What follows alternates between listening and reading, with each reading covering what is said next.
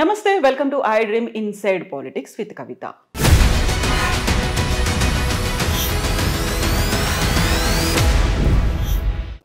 Sir ఇప్పుడు తెలంగాణ రాష్ట్రంలో రేవంత్ సర్కార్ వచ్చిన తర్వాత 1 year కంప్లీట్ చేసుకోబోతోంది. ఇన్ జస్ట్ ఫ్యూ డేస్ ఈ పరిపాలన చూసిన తర్వాత దేని మీద ఎక్కువ ఫోకస్ ఉందనిపించింది, దేన్ని మర్చిపోయారనిపించింది సార్?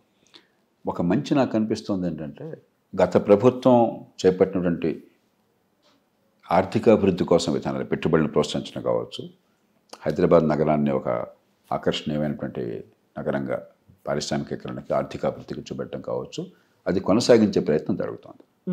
దాన్ని అభినందిస్తున్నాం. ఏదో అభివృద్ధికి వ్యతిరేకంగా ఉన్నట్టు కాకుండా సంకేతాలు మంచివి ఇస్తున్నారు. ఒక దురదృష్టం ఏంటంటే అలవిమాలని హామీలు ఇచ్చి కష్టాన్ని కొని తెచ్చుకున్నారు. అప్పటికే గత ప్రభుత్వం ఉన్నప్పుడే చాలా పెద్ద ఎత్తున సంక్షేమ పథకాలు అమలైనాయి. దానిలో కొన్ని మార్పులు చేర్పులు చేయొచ్చు, కానీ ఆ పైన అదనంగా మరొక 60-70 కోట్లు బహుశా అన్ని కలిపితే అన్ని మాటలు నెరవేరిస్తే 1,20,000 కోట్లు ఏడాదికి అదనం ఖర్చు అయ్యేట్టు తీసుకునేసరికి పచ్చగా ఉన్న రాష్ట్రంలో సంక్షోభాన్ని తెచ్చుకున్నారు. అది ఒక ముఖ్యమంత్రిగా నేను అన్నాను, ఎందుకంటే వారి పార్టీ ఒక కొన్ని హామీలు ఇచ్చింది, అసాధ్యమైన హామీలని, ఆ భారాన్ని విడమే పెట్టారు. మంత్రివర్గాన్ని వాడు తప్పట్టడం కష్టం, మంచి చెడు తప్పు పొరపాటు ముందే జరిగింది.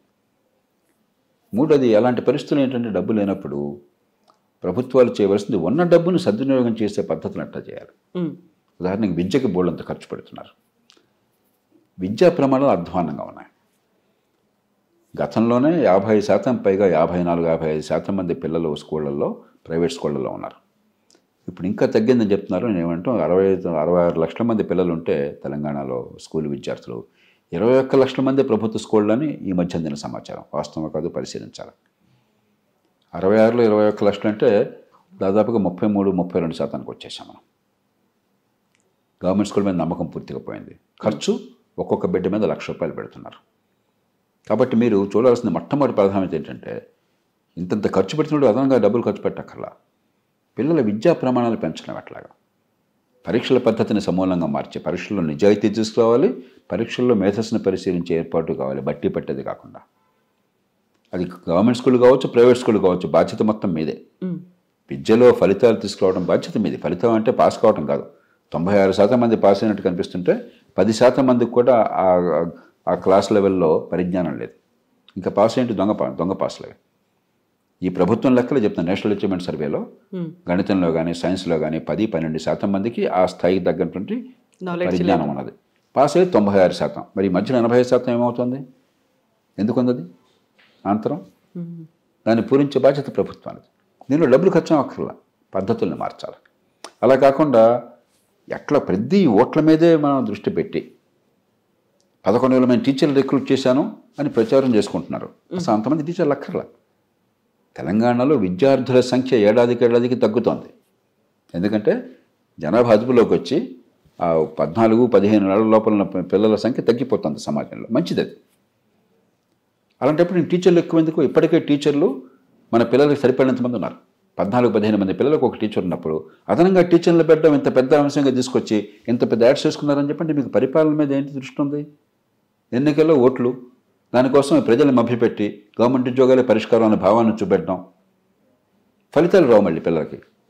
విద్యారంగం అన్నది సామాన్యుల పిల్లలకి మంచి విద్య అందించడం కోసం, అంతేగాని కొంతమంది యువతకు ఉద్యోగాలు ఇచ్చి పని చేయకుండా కూర్చోబెట్టడం కోసం కాదు. ఏ రంగమైనా కూడా ఈ మౌలికమైన విషయంలో దృష్టిలో పెట్టాలి.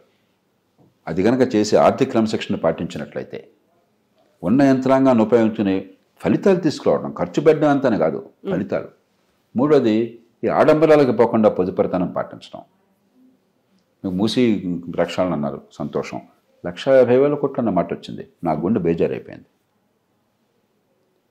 చైనాలో ప్రపంచంలో అమెరికాకి దీటైన ఆర్థిక వ్యవస్థ, మనకు 5 రెట్లు ఉన్న ఆర్థిక వ్యవస్థ, చైనా దేశం మొత్తాన్ని ప్రభావితం చేసిన 3 Gorges ప్రాజెక్ట్.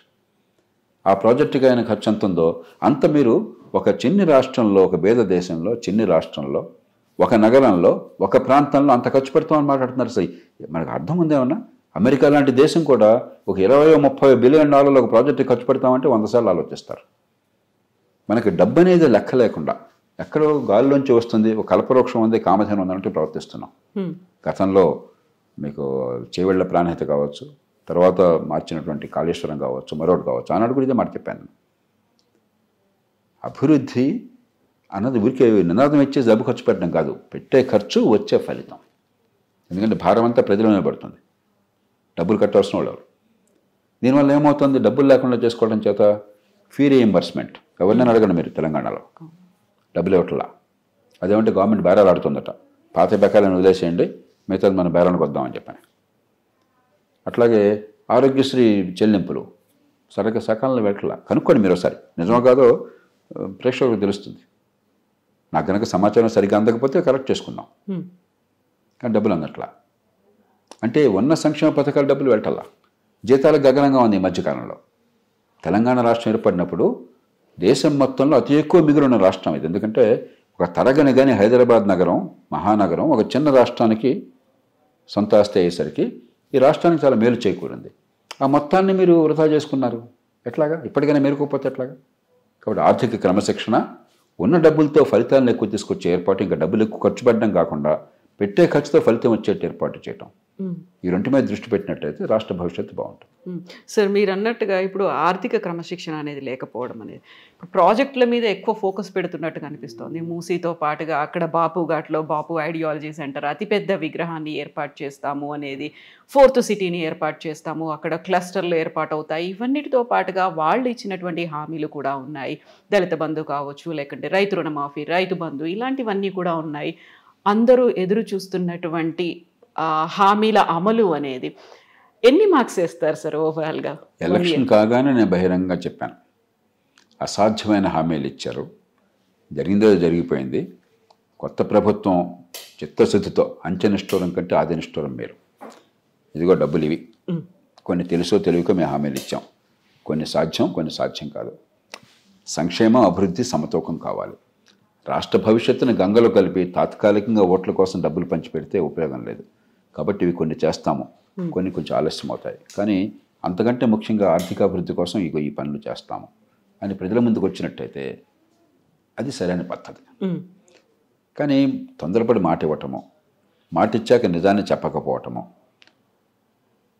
చాలా విన్యాసాలు చేయటము, చివరికి ప్రజలు తిరస్కారానికి గురి కావటము ఎన్నో రాష్ట్రాల్లో చూస్తున్నాం మనం. రుణమాఫీ ఎందుకు మీరు ప్రకటించారు? ఎన్నిసార్లు రుణమాఫీలు జరిగినాయి?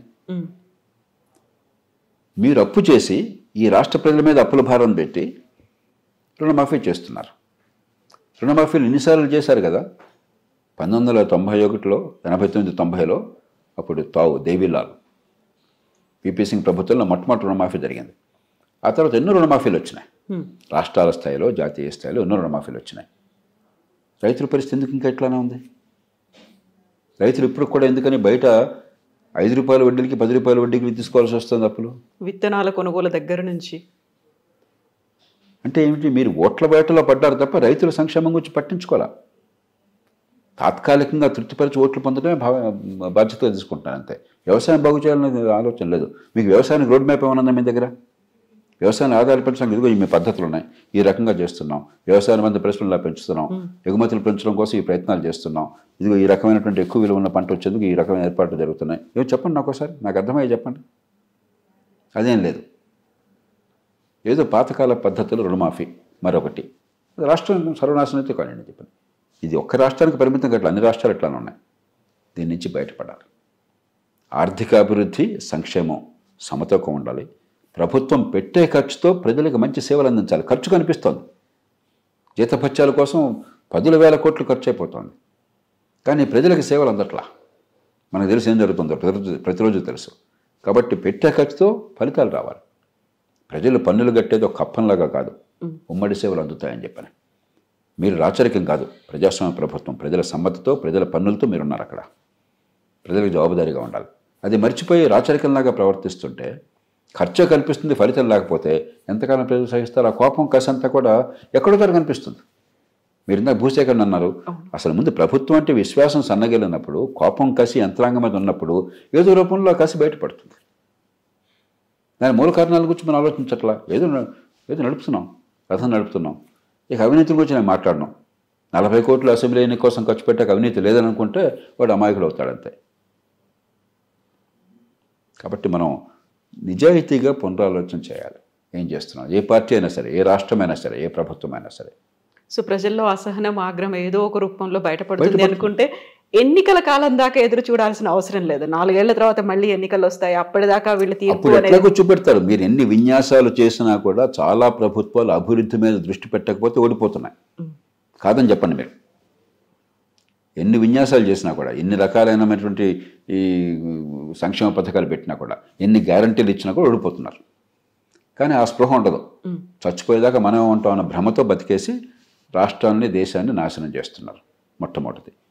రెండోది, ఎన్నికల దాకా కూడా జనం ఆగట్లా. ఈ సోషల్ మీడియా యుగంలో, ఈ టీవీ యుగంలో వందల ఛానల్స్ ఉన్నాయి, వందల యూట్యూబ్లు ఉన్నాయి, ప్లాట్ఫామ్స్ కనిపిస్తున్నాయి. మరి కసిని పెంచేవాళ్ళు ఉన్నారు, కోపాన్ని పెంచేవాళ్ళు ఉన్నారు, దాన్ని అస్త్రంగా ఉపయోగించుకునే వాళ్ళు ఉన్నారు, రకరకాల రాజకీయ శక్తులు ఉన్నాయి, సామాజిక శక్తులు ఉన్నాయి. సహజంగా ఆందోళనలు, ఉద్యమాలు, హింస చెలరేగుతుంటాయి. కాబట్టి మనం రేపుని గురించి కొంచెం ఆలోచించండి. ఒక మాట అనే ముందు, ఒక పథకం చేపట్టే ముందు, ఒక హామీ ఇచ్చే ముందు రేపటిని గురించి ఆలోచించండి. ఈ సమాజానికి మీ వల్ల మంచి చెడు ఆలోచించండి. అంతేగాని ఇప్పుడు పబ్బం గడుపుకుందాము, ఇవాళ ఓటు వస్తే చాలు, ఇవాళ నా మాట వస్తే చాలు, ఇవాళ ప్రచారం వస్తే చాలు, పేపర్లో హెడ్లైన్స్ వస్తే చాలు, రేపేమో చూసుకుందాం అనుకుంటే రేపు ఉన్నది పర్యవసానాన్ని అనుభవించాలి. సార్, ఇప్పుడు December 7th 1 year కంప్లీట్ అవుతోంది. ఎన్ని మార్క్స్ వేస్తారు సార్ మీరు 10కి? నేను దానిలోకి వెళ్ళను. ఎందుకంటే కరవమంటే కప్ప కోపం, ఇవ్వమంటే పాము కోపం. ఇందాక రంగాలు చెప్పాను కదా, కనీసం అభివృద్ధికి వ్యతిరేకంగా సంకేతాలు ఇవ్వటం లేదు. హైదరాబాద్ నగరం, మీకు పార్టీలంటే కోపం ఉండొచ్చు, ప్రేమ ఉండొచ్చు, పక్కన పెట్టండి. ఖచ్చితంగా గత 20-30 ఏళ్లలో తెలుగునాట మంచి జరిగింది ఏంటంటే హైదరాబాద్ నగరం అభివృద్ధి. ఒకప్పుడు దక్షిణాదిన అతి తక్కువగా ఉన్న నగరం, దేశంలో పెద్దగా తలమానికి కానటువంటి నగరం, ఇవాళ దేశంలో గర్వించదగ్గ నగరం. మరి చెన్నైని దాటి వెళ్ళింది. ఇవాళ చెన్నై కంటే హైదరాబాద్ వ్యవస్థ, ఆర్థిక వ్యవస్థ ఇంకా మరింత బలమైనది. మనం గర్వపడాలి. మనకంటే బెంగళూరు ఇంకా బలమైనది. అక్కడ మనకంటే భౌగోళిక కారణాలు ఉన్నాయి, మనకంటే ముందు కొంచెం ఫస్ట్ మోర్ అడ్వాంటేజ్ ఉన్నది. దాన్ని కొనసాగించారు. చంద్రబాబు నాయుడు గారు దాన్ని ప్రారంభం చేసి గట్టి కృషి చేస్తే, రాజశేఖర రెడ్డి గారు కానీ, తర్వాత వచ్చిన కాంగ్రెస్ ప్రభుత్వాలు కానీ, టీఆర్ఎస్, బీఆర్ఎస్ కానీ, ఇప్పటి కాంగ్రెస్ ప్రభుత్వం కానీ దాన్ని కొనసాగించారు. దాన్ని అభినందిస్తున్నాను. అలాగే ఇంత పెద్ద ఉద్యమం వచ్చి ఆంధ్ర, తెలంగాణ పేరుతో కొన్ని సందర్భాల్లో ద్వేషాలు, కోపాలు వచ్చినా కూడా అవన్నీ పూర్తిగా సమస్యపోయేట్టు చేసి చాలా బాధ్యతతో వ్యవహరించారు. గతంలో ఉన్న బీఆర్ఎస్ ప్రభుత్వం, టీఆర్ఎస్ ప్రభుత్వం కావచ్చు, ఇప్పుడున్న కాంగ్రెస్ ప్రభుత్వం కావచ్చు, అందుకు వారిని అభినందించాలి. ఇందాక మిగతా పొరపాట్లు నేను చెప్పాను. మనం ఎక్కడో చోట క్రమశిక్షణ లేకపోయినట్టయితే, సమతూకం లేకపోతే, ఎందుకు రేవంత్ రెడ్డి గారే బహిరంగంగా చెప్పినట్టుగా నేను సోషల్ మీడియాలో చూశాను. ఆయన గతంలో ఎంపీగా ఉండగా, అవునయ్యా మేము మోసం చేస్తాము, మోసం చేయమని మీరు కోరుతున్నారు, అవును, మమ్మల్ని అనే ప్రయోజనం అంటే చెప్పి ఆయన అంటే మనసులో ఆవేదన ఉంది కదా, ఆయనకి తెలుసు కదా ఏం జరుగుతుందో. ప్రజలే మార్పు కోరుకోవట్లేదా అనిపిస్తుంది ఒక్కోసారి. అంటే విత్తు ముందా చెట్టు ముందా అని. తుది బాధ్యత నాయకులది. వ్యవస్థను మారుస్తామని ప్రజలకు హామీలు ఇచ్చి వచ్చేవాళ్ళు నాయకులు. కాబట్టి ఎన్నికైన ప్రభుత్వాలు ప్రజల మీద బాధ్యత పెడితే, అందులో ఒక పేద దేశంలో పేదరికము, అవిద్య, సరైన సేవలు అందకపోవటము, అధికార కేంద్రీకరణ, దాంతో ప్రయోజనోటు హక్కు, ఇది ఒక ఎక్స్ప్లోజివ్ కాంబినేషన్. ప్రజాస్వామ్యంలో ప్రజల తీర్పుతో ప్రభుత్వాలు వచ్చేది ఈ 4 ఉన్నప్పుడు చాలా కష్టమైనటువంటిది. అక్కడ దూరదృష్టి ఉన్న నాయకత్వం కావాలి.